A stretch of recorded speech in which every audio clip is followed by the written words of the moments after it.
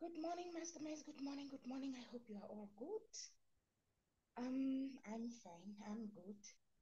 Um, Actually, I was supposed to be in court today, on a interdict that was served on me relating to a Mr. Shi. If Masterminds can remember that human trafficking case where Chinese nationals were convicted and where that Chinese national was saying that they were just working for a Mr. Lee, and Mr. Lee is the mastermind behind all this. So I went on social media and I asked, is this Mr. Lee the same Chinese national who have been sponsoring the SAPS Excellence Awards? And I just posted a picture there of the SAPS Excellence Awards with Mr. Shi. Remember, I asked a question. I wanted clarity. I wanted to know this Chinese, because I know that it's also this Chinese businessmen who are inside poverty, the SAPS management, who are sponsoring SAPS events with cars, he's taking them out to dinners. He's all over in the SAPS business. But there's a catch. He's also been implicated in criminal activities. I have a case number of Mr. Shi, where in February 2024, thousands and thousands of boxes illicit cigarettes were confiscated from his business premises. And when the police officers arrived there, they also find that his manager, who's a Chinese national, doesn't have proper documentation, so he was not even allowed to be in the country.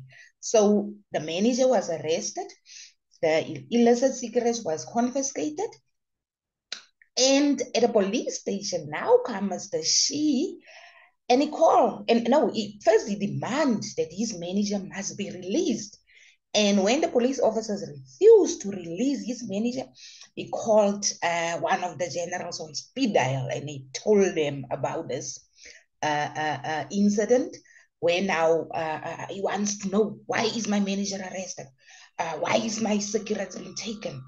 And I want my managers to be released. Police officers refused to release the manager. Now, what happened after that? That same week, I received information to say there's a warrant officer, Muteki, who is the investigation officer in this matter, and he's going to be paid to mess up this case so that the docket can go away. And following this information, I called the relevant people, and I gave them information and said, this is what's going to happen. So they put a sting operation in place. That Tuesday, I shared the information with them on Saturday, and the next Tuesday, there was an entrapment whereby Mutseki was caught red-handed receiving money,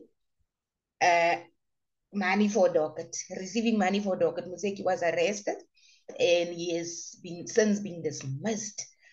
And this case of Mr. Shi was messed up. The statements were removed from the docket, and the docket was supposed to be just withdrawn against him. But now, following my inquiries, this docket has been reopened and the docket are being reconstructed. So this docket is active. This docket will be going to court soon. So yes, Mr. Advocate Tulo Yani, there at the Daily Fix. Please visit also the Daily Fix and go and support Advocate Tulo Yani. He's going to represent me today. I'm not going to appear in court because I received a tip up to say, Patricia, do not go to court. You know, as a result of all these things that you have exposed relating to Free State SAPS, Free State DPP, Free State NPA, whatever, they are trying to arrest you. So there's going to be police officers waiting at court for you and they are going to arrest you. We don't know what is the charges, but yes, this is the plan. They want to silence you. They want to get you in jail. They want to arrest me. This is the reason that I'm not going to attend court today. Mr. Advocate Tulo Oyani will represent me in my absence.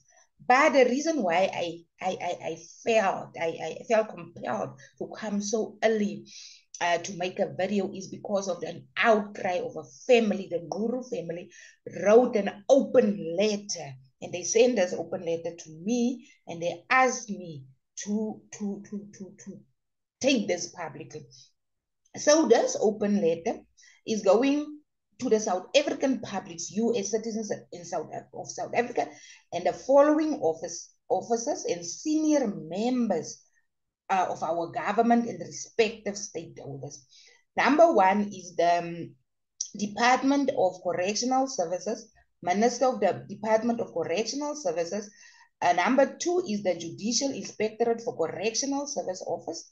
Number three is the Human Rights Commission. Number four, Parliament Chairperson of Portfolio Committee on Correctional Service. Number five is the Minister of the Justice Department. And then the heading of the letter is urgent investigation regarding the unlawful detention of inmate in convicted brackets Zwelenzima Joseph Nguru. He is currently unlawfully detained in Bloemfontein Grootvlei prison without a warrant, without a valid warrant of court for his detention because he has knowledge of corrupt activities and information incriminating senior members of several government departments. Remember, this is the guy that I spoke about. Zwelenzima Nguru, who have a lot of information, who have been in detention since 1999, following an incident where a farmer killed a farm worker, and then they went to dispose of the body in a sewage dam in Tienazen. Zweli was forced to be part. He was only 19 years at the time. He was forced to be part of the group, including two police officers who went to throw that body in a sewage dam. And the next day, that very next day, Zweli went to the police station to report this incident. And immediately thereafter, Zoli was then arrested for extortion. And all these farmers, including the police officers, now became state witnesses. Now the irony here is the father of a prosecutor in Welkom, Advocate Harrington, is the man who killed the farm worker. Advocate Harrington is a prosecutor, and Advocate Harrington is currently the prosecutor who are pursuing non-existing charges against Zweli in the Welkom Magistrates Court relating to stock theft that happened after Zweli have been in detention. Zweli have been in detention since 1999, was supposed to be released in February 2013, and they never released him, but they indicating that he was released on parole and that he then broke his parole conditions. Zweli was never released on parole or otherwise. He has been in detention since 1999 up until now, meaning that he has been in detention unlawfully without a warrant of arrest that was signed by a magistrate or a judge for the past 12 years. Let me proceed with the letter. So, we as the family of the inmate are writing this letter as our last resort to plead,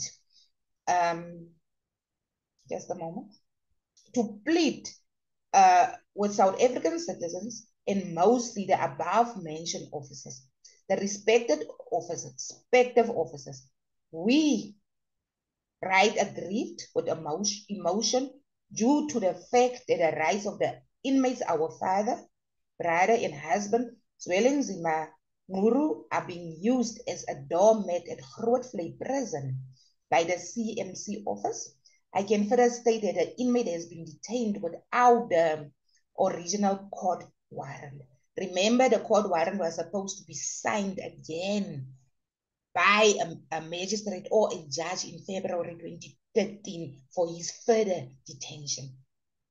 We as family request the assistance of the above mentioned officers in providing us and giving South African citizens with a feedback of communication and the reason as to why this inmate has been serving the sentence with a G306 of DCS warrant, yet without the original court warrant of this sentence, according to the findings of the investigation.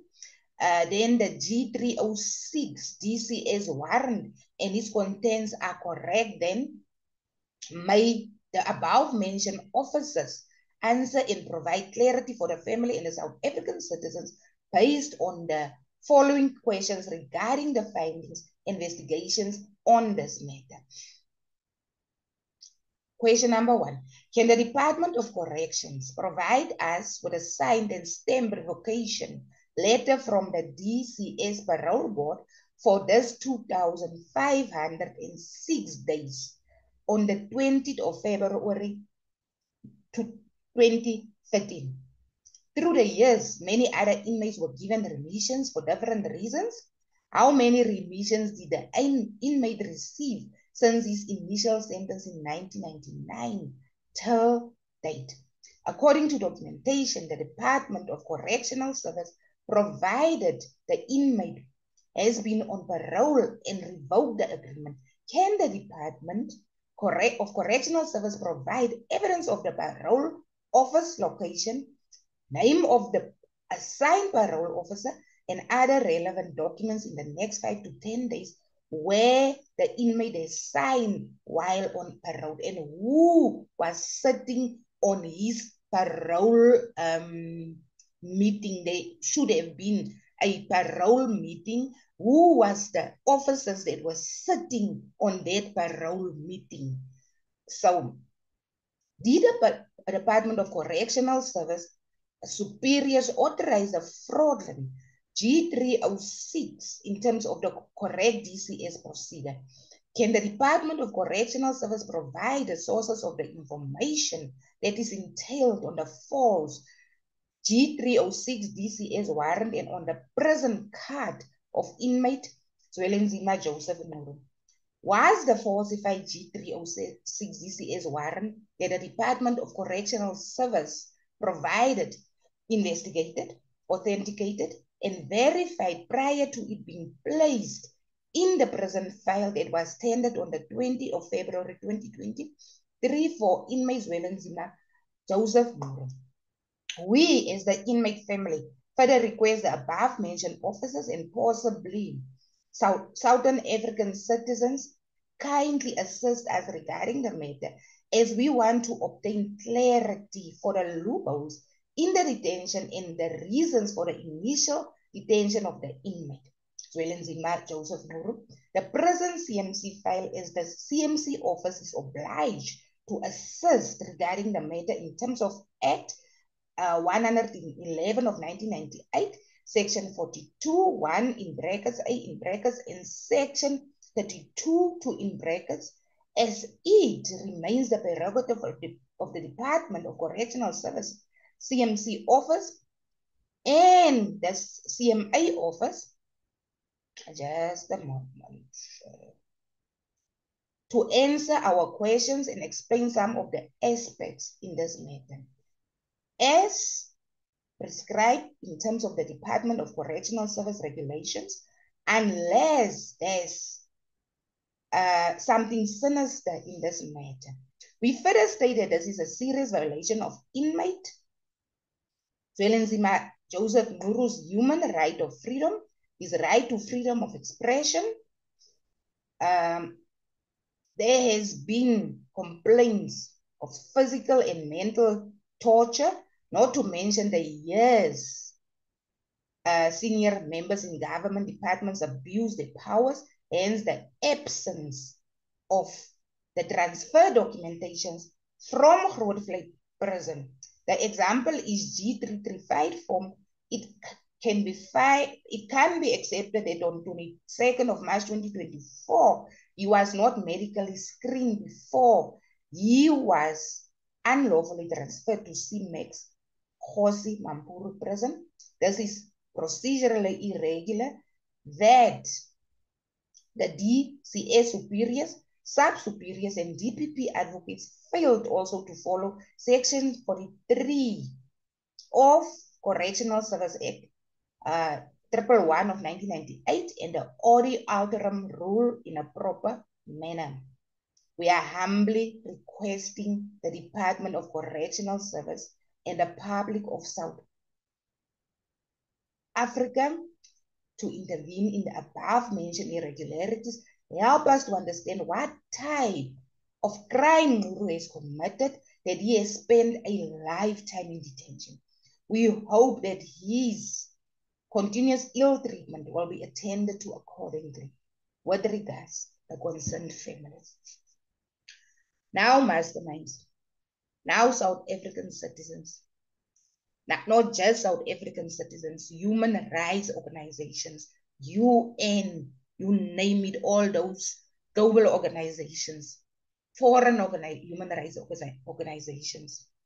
The family is asking, what type of a crime did Zwelinzima Joseph Nguru commit to be subjected to a lifetime of detention? Because they knew that for the case that he was detained, he was convicted, he was supposed to be released on 20 February 2013. But he was never released. Although on the records of DCS, they indicated that he was released on parole and he breached his parole conditions. But he never set his foot outside prison. He was in Kgoshi Mampuru, he was in G4S, and is now in Grootfontein. He has been transferred from prison to prison. How can you be detained in CMAX for a case of stock theft? How is it possible to be detained in CMAX, G4S, for a case of stock theft? Currently now he's in detention. The family never saw him go to court for a new case to warrant this detention. He's now being detained effectively, unlawfully, without a warrant of detention from court, without being convicted by a court of law. He's now being in detention for 12 full years. But we know the reason why he's in detention. The reason why he's in detention because it's those people who paid him off to not say anything about the murder that was committed in Tienersen on a farm by a farmer, whereby the son of the farmer is now the prosecutor in charges that are being pursued against Zwelinzima. That happened after the fact, after you have been in prison for so many years. If you can even go look at the case numbers of those cases is 2012, 2014, 2015 case numbers. How is it possible that someone could have committed a crime while he's in detention? The clear answer here is they are keeping him in detention because they are afraid that he is going to come out with the receipts of payment, that they have been paying him to keep quiet about the matter. And we also now know that over the years, they've been using him as a middleman to secure hitmen from prison when they wanted to get rid of a problem. Because he's been in prison for 25 years, he knows everyone and knows who's the hitman. And then hitmen will be fetched from prison. These things that are happening, people, it's not a movie. Hitmen are being fetched from prison. Firearms are being fetched by senior police officers from SAP 13 storage facilities. Police officers will then escort the hitman to the victim. The hitman will do the job. and the hitmen will be returned to the prison, and the firearm will be returned to the SAPS 13 stories. What we knew in the Senzo Miwa case is that a firearm have been booked in at Cleveland, and then the firearm have been removed, and the firearm is now that firearm is binding those 5 accused. Advocate Devo was also kept in prison for 2 years without a warrant of detention from court. So this is what is happening in South Africa. If you become a problem, they will, I'm not going to be that kind of victim. They are looking for me now.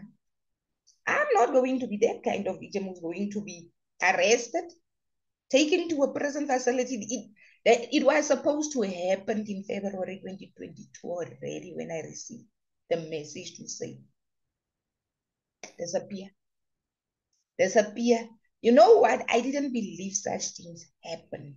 Such things is possible. But this is proof. Advocate Devo was proof.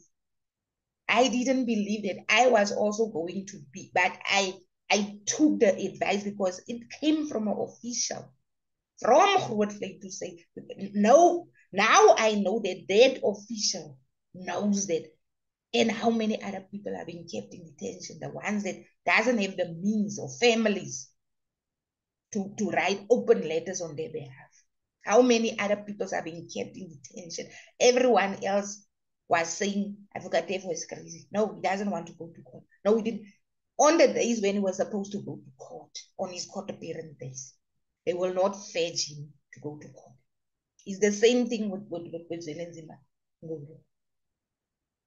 They keep him there. They keep him in isolation, physical torture, mental torture. They are torturing him. They want to keep him in prison until they call the family to say he died. He's still, you cannot take his body because he's still a property of this facility, of the correctional services facility. We are going to bury his body.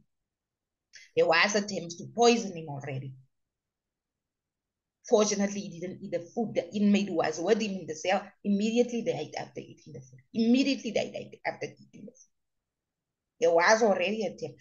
This is the kind of officials that we are now writing open letters to. That families are now writing open. We know about Warrant Officer Dlamini and his colleagues who have been kept in prison since 2024, a Schedule 1 offense of defeating the ends of justice. Now we see Katisi Molefe for serious charges of murder, attempted murder, and whatever, received bail. Kate Matlala attempted serious charge, received bail. It just depends on which side of society you are. Are you on the side where money can just exchange hands? Or are you that poor person who is going to take the fall for a rich person? Yesterday, Gininda's name was mentioned prominently. That Gininda wanted that docket of Armandswar. I can bet you now, Gininda already had victims who are going to take the fall. I can bet you now. What you must ask yourself is, what if you were supposed to be part of the Gininda's victims who were going to be charged with a murder? People of Vereniging, young men of Vereniging were just hanging around the streets. So wherever you come from work, you pass there and then boom, they arrest you. They put a gun on you because those guns are being kept in the safes. They go and fetch that gun. They give you that gun. They take pictures with you and say, point out this gun. Point out this place where the crime was committed. And then next thing, you are standing in Rata's court, accused of a murder you never committed. You don't even know that person. You also heard on the news, like the 5 accused today. I bet you that there were already people in Gininda's plans. In subs, there are police officers that are being called the cleaner or the sweeper. I believe Gininda is that sweeper. When things doesn't connect and they need suspects, Gininda are being called. Come, we need suspects here. Who is Gininda's boss? Who are Gininda working for? Because now we can see that Gininda is central to this cartel. Who is Gininda's boss that sent Gininda to say, go and fetch that document? Go, and mostly Gininda is the one in the high profile cases. Radovan Krejcir case. Radovan Krejcir was also a power struggle. It was a struggle for who is going to be in charge of this. Who is going to be in charge of this? Is it Radovan Krejcir or is it Sweeper that was sent to say, even the suspects in the Radovan Krejcir case didn't commit that crime. Gininda owned taxis in contravention with the South African Police Service regulations. South African Police Service members are not supposed to be in the business of transport, security, alcohol, and yeah, that's that second-hand goods business. They are not supposed, not them or their family members are not supposed to be aligned with those kind of businesses. I know that there are police officers who own taxis. Gininda own taxis, or taxi owner. The taxi business is in his wife's name. Now we know Gininda was also part of the taxi violence unit. Look at that contradiction. So Gininda knows the taxi rivals, knows his rivals. He's a police officer. He knows it, and he will eliminate his rivals by implicating them in crimes. Like your Mia, that accused person in the Radovan Krejcir case. Mia was a taxi owner. And you know what happened there? I reported it to IPA to say, Mia's taxis, when he was arrested back in 2013 in the Radovan Krejcir case, Gininda took Mia's taxis. The taxis were not part of the crime committed. The taxis were not exhibits in the alleged crime that was committed. But Gininda took those taxis. He never booked it in the SAP 13. And currently that taxis belong to him. I gave a list of those taxis with Mia's complaint to the executive director of IPA to say, can you please investigate this matter? How can the police officer, the investigation officer in this matter, take ownership of the possessions of the suspect?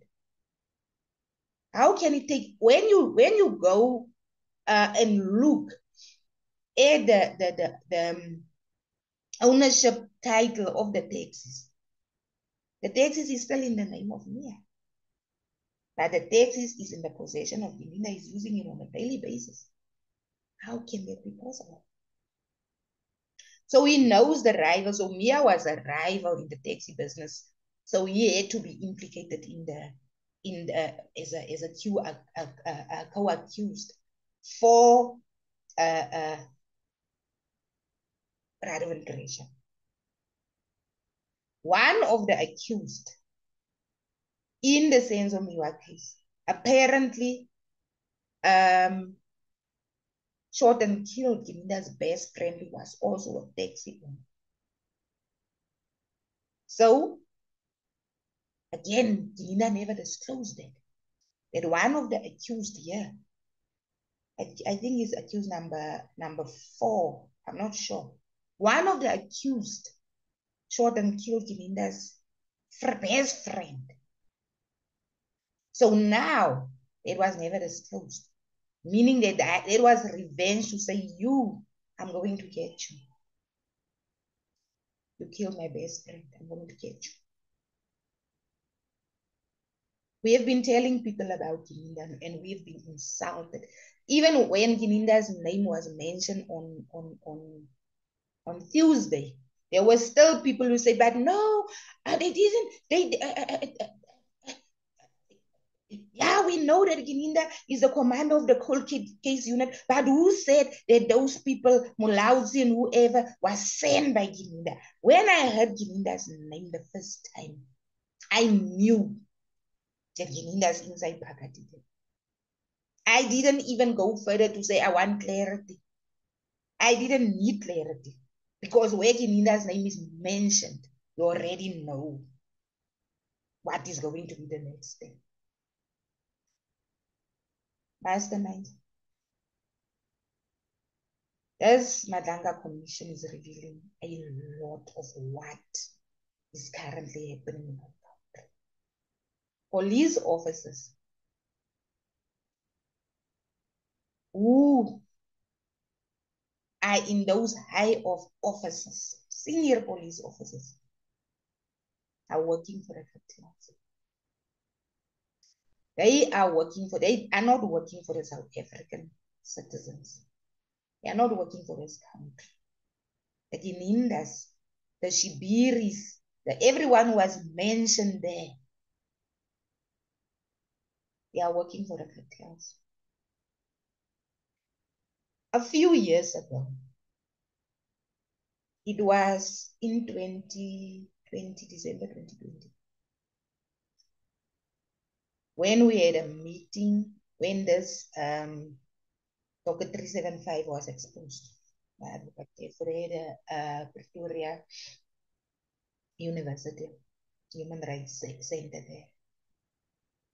We already asked, it's now 5 years later, is South Africa going to be turned into a police mafia state? Today we know that 5 years later, there's a Madanga Commission, there's an ad hoc committee. We know today that South Africa is officially a police mafia state, where police officers, we are officially the Mexicos and those lawless countries, where police officers are working for the syndicates and the cartels, where you, as an ordinary citizen in this country, will someday find yourself in a court accused of committing a crime you never committed. I've said it before. I've said it before that don't be too comfortable. Don't be too comfortable. There are people out there who are defending corruption and crime because of the popularity of the Brigadier Ginindas, the ninjas, the mosquitoes, don't know, the ones whose faces cannot be seen. I can tell you now, let me give you a guarantee again now. If Gininda's face is going to be displayed somehow, and the South African population insists that we want to see who is Gininda, a lot of people are going to come forward and tell stories about Gininda. The reason is only a criminal. It's only a criminal in the police, except for that exception. Gininda is not part of the Special Task Force. Gininda is not part of the National Intervention Team. They have the permission because they are doing this kind of job. They have the permission to cover their faces. Gininda is not working for those two units. And there was an instruction, a national instruction from the National Commission to say police officers are not allowed to cover their faces. When a police officer comes to your house, for the exception of those 2 units that I mentioned, you must see their face. You must know who they are. How many people have seen Gininda's face? Why is Gininda hiding his face? I can tell you one thing for now. It's because once Gininda's face is going to be displayed, a lot of people are going to come and say, but this man did this and this and this and this. I saw him there, or he did this to me. This is the man on their date and time who did this and this and this and this. This is the reason. Gininda is afraid to display his face, but we cannot accept that. We cannot accept that this is this police officer who are being implicated in such serious crimes, and no one is supposed to see his face. Who gave him permission to cover up his face? Who gave him permission to be a public servant who are being paid by taxpayers' money? But the taxpayers are not supposed to see who he is.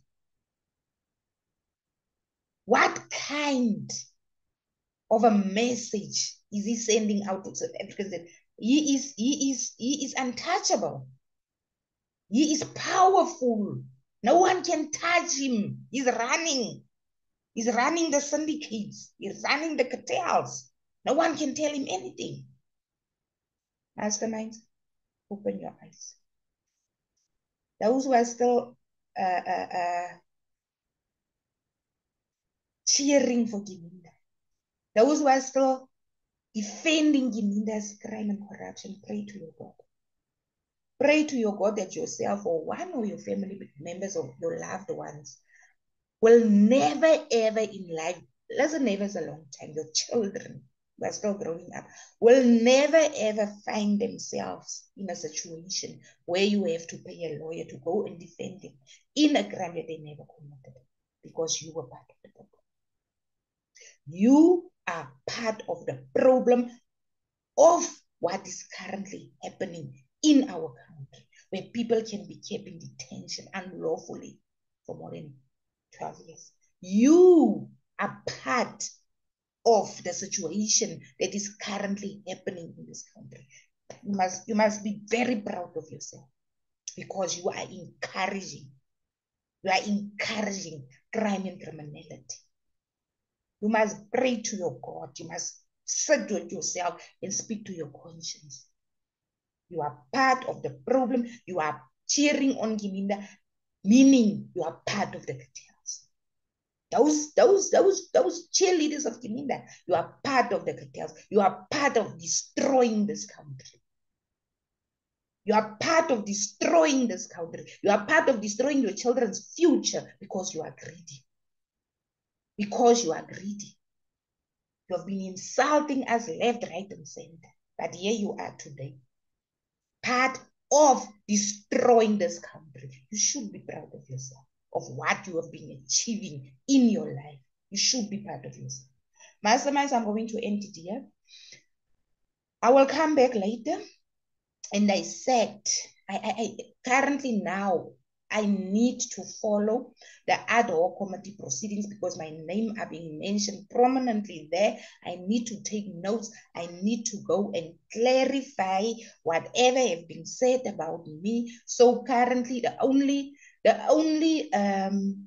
case I'm following is the ad hoc committee, but I believe from today on, I'll be able to follow the other. I'm catching up just here and there with the other cases. I want to thank the podcasters like Mzansi Unfiltered, other podcasters who are giving us just the brief summaries of the most important things that happened. But I'll be back. I'm going to try and do another video tomorrow. Usually it's better this early in the morning, then we know there's not going to be any interruptions. So masterminds, with the letter and the outcry of that family, I believe there are other families who have also been crying for their children who've been rotting in jail for crimes they never committed. I'm going to end it there. Please share this video. Please talk to people out there and tell them that they should speak out about what is happening what they are seeing on a daily basis, what they saw back there. That's the only way we are going to be able to save this country. If we come together, if we stand together as a country against what we don't know we are standing against, because currently we know we don't have a South African police services. We have cartels in the form of the Ginindas, the Shubiris, all those generals who have been mentioned. We have cartels running us. We are paying tax monies to cartels to run this country, to destroy this country, to destroy our children's future. We can't allow it. Stop being afraid to talk about it. Stop being afraid to stand up for your children. The children are depending on you. They are trusting you as the parent. I'm going to stop it here. Until later.